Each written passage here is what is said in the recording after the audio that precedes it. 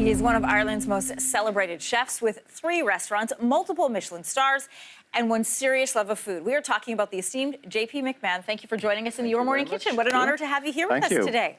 You are showcasing some Irish cuisine, but with a modern twist. You also teach cooking classes. Yes. Lucky students. So hopefully you're able to teach me a thing or two. Absolutely. Well, we're going to, I love oysters and shellfish, and I suppose it's something that people don't always think about when they think about Irish food. It's always on the beef side or the lamb side. Or the potato side. Or the potato side, unfortunately. The potato will never leave us alone. And so, yeah, for me, shellfish and also seaweed as well. So we're going to make an oyster mayonnaise. Ooh. So I have 3 oysters in here, and it's a really, really simple thing to do.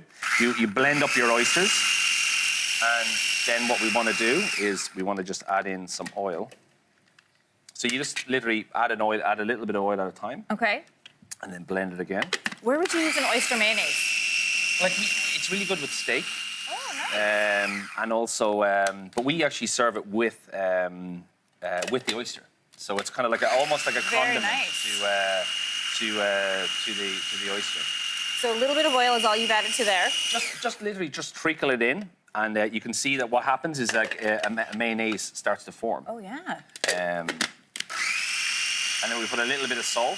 And you're looking at texture of it at this point, right? Depending on how much oil you're adding? You're going to make it like it's like a regular mayonnaise. I suppose oysters have the same properties as egg yolks.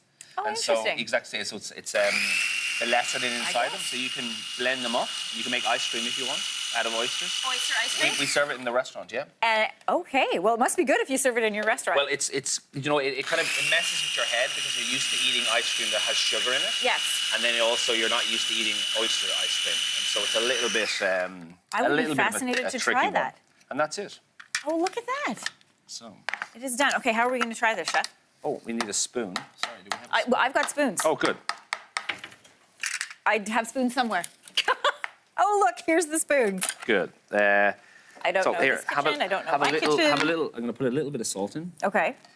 And then we're going to just give it a mix. Give it a little stir. Yeah.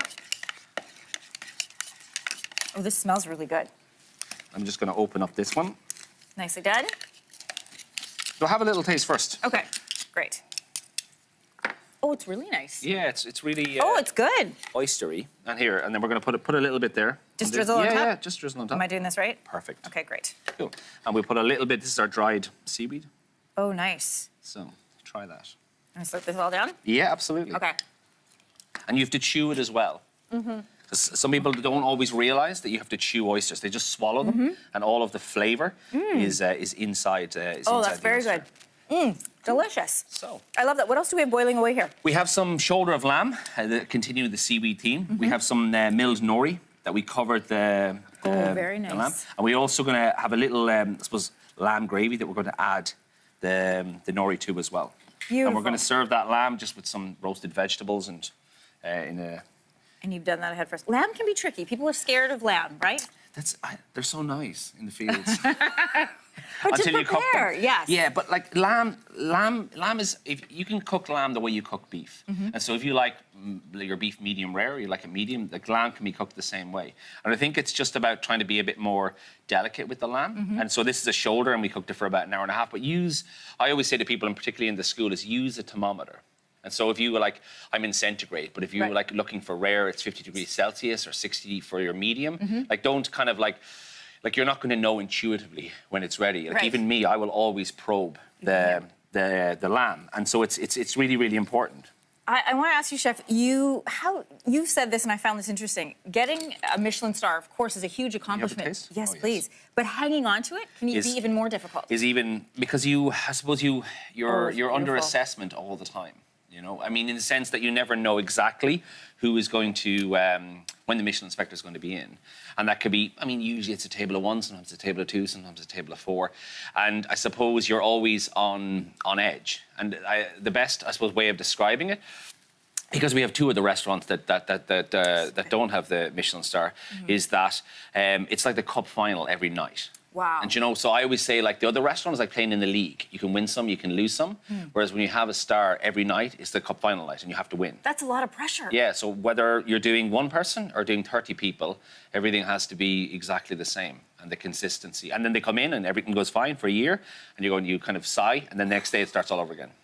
So how do you produce creativity for your recipes in the midst of all that pressure? That is a good question. I mean, for me, the food in the restaurant is very product driven, and so we're always looking to nature to, I suppose, to be inspired. We use a lot of wild food in the restaurant, a lot of seaweed, and I suppose that's how. I mean, I love the visuality of food. I love looking at colours, and food is never just about what goes into your mouth. And I suppose we realise that more now with like the likes of Instagram Sure. and all that, and so.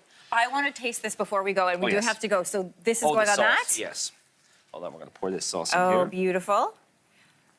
Thank you so much. I know Ben is very jealous that he's not up here right now, but I will bring some down. This is fabulous. You have a little feast. If you ate all that now, I'd be worried about you. Oh, you know, this is my lunchtime, though, right? I've been here since early. Chef, thank you so much. Such an honor to have you here. Absolute pleasure. And to cook alongside with you. Let's throw things over to Ben. Thank you so much. Bring that downstairs and we all win.